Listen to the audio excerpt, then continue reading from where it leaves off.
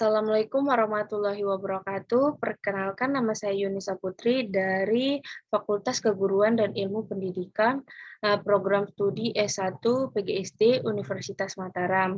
Di sini saya akan mempresentasikan hasil tugas yang telah diberikan oleh Ibu Aisyah Nikmah Rahmawati MPD untuk memenuhi tugas ujian tengah semester mata kuliah Ilmu Keilmuan Dasar.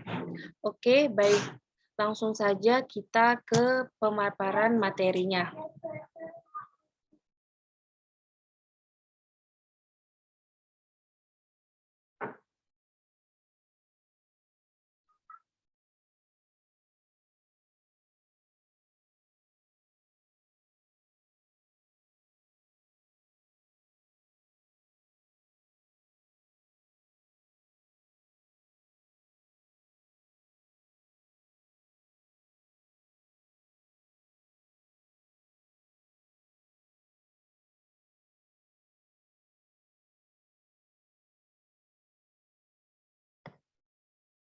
Di sini saya mengambil judul artikel yaitu Edukasi Hutan Lindung di Desa Karamabaru, Kabupaten Dompu. Sebelum kita ke materi selanjutnya, di sini saya akan menjelaskan apa itu hutan lindung. Hutan lindung adalah kawasan yang digunakan untuk melindungi kekayaan hayati yang ada di dalamnya. Kekayaan hayati ini terdiri dari flora dan fauna, khususnya yang hidup secara endemik atau berstatus langka. Di samping itu, hutan lindung juga berperan untuk melindungi air tanah, mengendalikan erosi, serta memelihara kesuburan tanah. Selain itu, hutan lindung juga melindungi kebudayaan yang ada di sekitarnya. Pasalnya, terdapat suku-suku lokal yang hidup di hutan dan rentan mengalami masalah jika tidak dilindungi dengan aturan yang jelas. Hutan lindung akan menjaga lingkungan sekitar dengan baik dan juga mempertahankan masyarakat adat. Kerusakan hutan lindung akan membuat segala komponen baik fisik atau non-fisik yang ada di sana hilang secara permanen. Selanjutnya yaitu fungsi hutan lindung. Yang pertama yaitu pemanfaatan jasa lingkungan. Salah satu pemanfaatan jasa lingkungan yang sering dilakukan oleh pengelola adalah mencegah terjadinya bencana.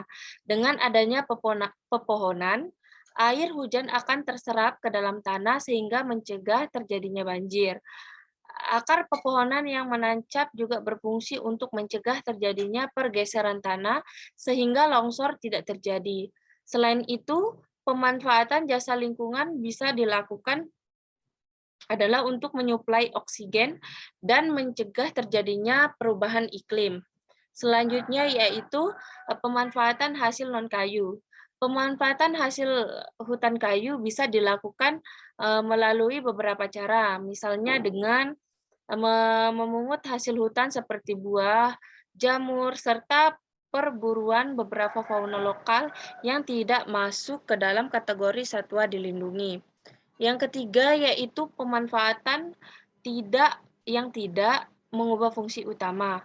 Fungsi utama dari hutan lindung adalah melindungi satwa dan juga flora yang ada di dalamnya.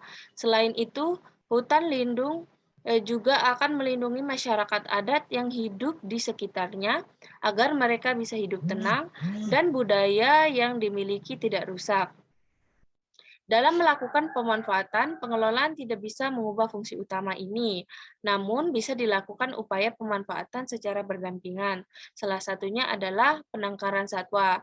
Penangkaran satwa, khususnya satwa endemik, dilakukan untuk memperbanyak jumlah hewan untuk dilepas kembali atau digunakan untuk kebutuhan yang tidak menyalahi aturan. Selain itu, juga bisa dilakukan pemanfaatan lain seperti digunakan untuk area produksi makanan lokal. Yang penting aktivitas yang dilakukan tidak akan merusak area hutan lindung. Yang keempat yaitu pemanfaatan air. Pengelolaan air sebenarnya masuk ke dalam pemanfaatan jasa lingkungan. Air yang berasal dari sumber mata air atau sungai yang berada di hutan bisa menyuplai kebutuhan air bersih bagi warga sekitar. Beberapa beberapa perusahaan juga menggunakan air ini untuk dikemas dan dijual secara komersial. Selama tidak menyebabkan sumber air mengalami kerusakan atau memicu masalah pada hutan. Yang kelima yaitu pemanfaatan keindahan alam. Pengelolaan keindahan alam bisa dimanfaatkan untuk sarana rekreasi. Keindahan alam yang ada pada hutan lindung bisa dikelola dengan baik untuk mendatangkan banyak orang. Sayangnya pemanfaatan keindahan alam ini kerap berdampak negatif sebab pengelolaannya kurang memperhatikan lingkungan. Pengelolaan keindahan ini umumnya juga bisa diikuti dengan pemanfaatan di bidang pendidikan. Sebagian hutan lindung dapat difungsikan sebagai tempat wisata yang bisa memberikan edukasi tentang pentingnya menjaga flora dan fauna. Selanjutnya yaitu lokasi dari hutan lindung.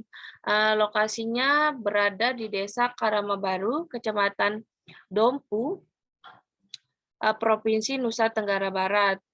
Kerusakan parah terjadi terutama di RTK 55 Desa Karamabaru. Selanjutnya yaitu luas hutan lindung di Desa Karamabaru ialah 90,4 ribu hektar yang berbatasan langsung dengan Desa Serakapi dan Saneo, termasuk dalam kawasan hutan konservasi. Luas hutan lindung yang akan menjadi target sasaran masyarakat desa saat ini sekitar 9,4 hektar dan besar kemungkinan wilayah perambahan semakin bertambah tiap tahunnya. Di sisi lain ada sanksi untuk pelaku tindak pidana perambahan hutan seperti yang tersebut dalam pasal 101 ayat 2 Undang-Undang Nomor 13 Tahun 2013.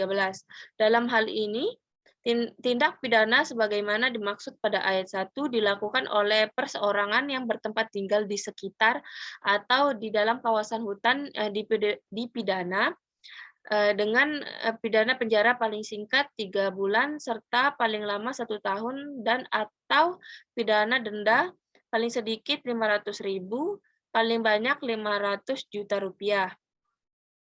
Selanjutnya yaitu fungsi hutan lindung di Desa Karamabaru. Hutan di Desa Karamabaru sendiri sudah dibagi menjadi 3 fungsi seperti yang ada di PPT ini. Yang pertama yaitu pertama terkait dengan konservasi sumber daya alam. Contohnya di Bendungan Sorinai yang menjadi sumber utama pada lahan pertanian di sekitar area bendungan. Selain dijadikan sumber utama untuk lahan pertanian, Bendungan Sorinai atau sungai besar ini juga dijadikan salah satu objek wisata bagi masyarakat sekitar area Desa Karamabaru. Kedua yaitu hutan desa. Hutan desa yang pada tahun 2014 lalu telah dibuka resmi yang dikhususkan untuk lahan pertanian. Hutan desa adalah hutan negara yang dikelola oleh desa dan dimanfaatkan untuk kesejahteraan desa, mengacu pada Undang-Undang Nomor 41/99 tentang Kehutanan, khususnya Pasal 5 Ayat 1. Lalu pada Permenhub P 49/2008 yang membahas peraturan operasionalnya.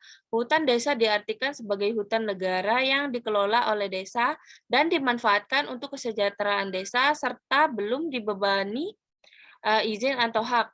Yang ketiga yaitu hutan lindung yang merupakan kawasan di luar kawasan daerah yang sementara ini dilakukan perambahan oleh masyarakat desa.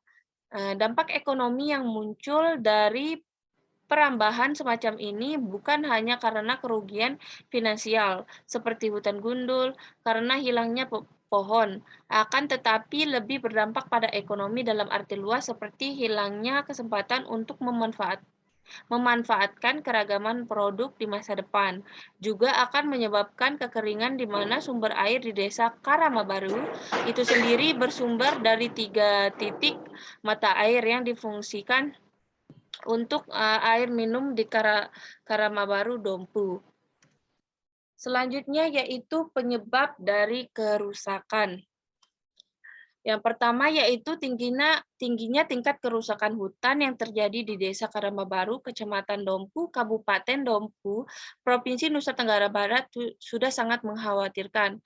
Kerusakan parah terjadi terutama di RTK 55 Desa Karamabaru, di mana kerusakan hutan lahan menggantikan hutan lindung menjadi ladang. Hal ini dikarenakan banyaknya masyarakat yang tergiur dengan hasil menanam jagung tanpa memperdulikan akibat dari kerusakan hutan. Yang kedua yaitu kurangnya pemahaman masyarakat mengenai hutan lindung. Banyak masyarakat tidak memahami tentang fungsi dari hutan lindung seperti yang telah saya jelaskan tadi. Selanjutnya akibat dari kerusakan. Akibat dari kerusakan yang pertama yaitu hilangnya kesuburan tanah. Hilangnya kesuburan tanah mengakibatkan tanah menyerap sinar matahari terlalu banyak, sehingga menjadi sangat kering dan gersang, hingga nutrisi dalam tanah mudah menguap. Selain itu, hujan bisa menyapu sisa-sisa nutrisi dari tanah.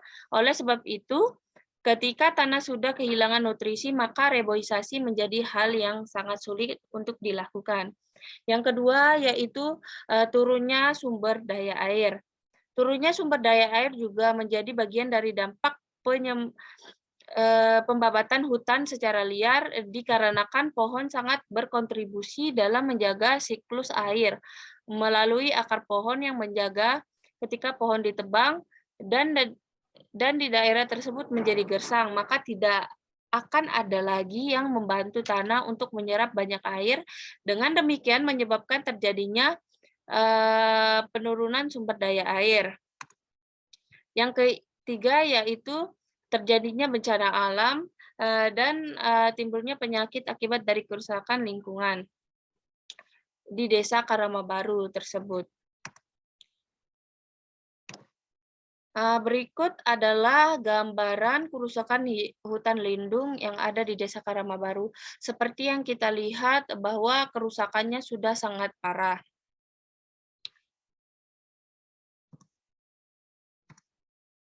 Yang ketiga, mohon maaf, selanjutnya yaitu dampak positif. Selain dari dampak-dampak negatif yang disebabkan oleh pembabatan hutan lindung, terdapat juga dampak positif. Terdapat dampak positif akibat pembabatan hutan lindung, akibat dari pembabatan hutan lindung yang dialih fungsikan menjadi lahan yang jagung, membuat ekonomi masyarakat di Desa Dompu mengalami peningkatan tanpa mempedulikan akibat yang akan terjadi.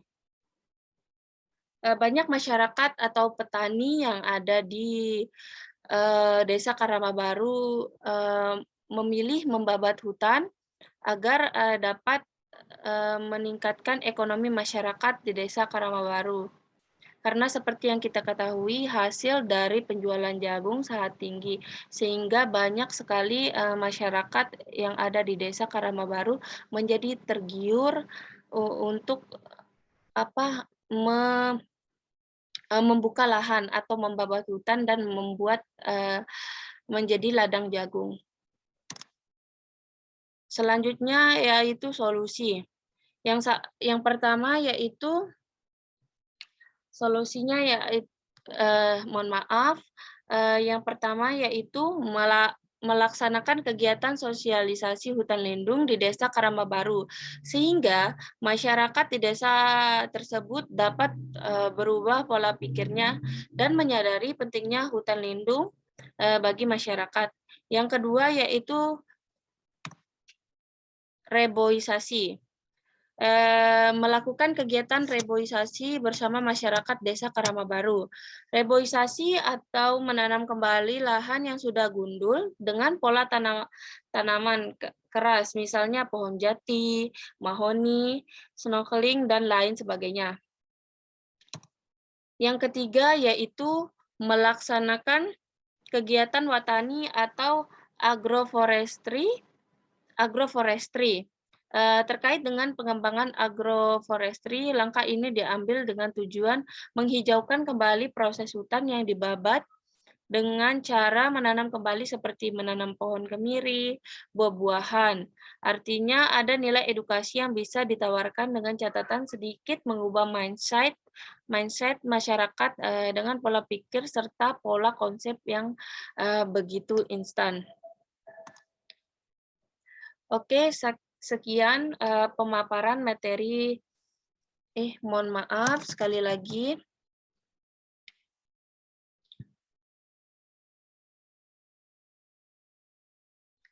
Oke, baik. Sekian pemaparan materi dari saya. Apabila ada kesalahan mohon dimaafkan. Wabillahi taufiq wal hidayah. Wassalamualaikum warahmatullahi wabarakatuh.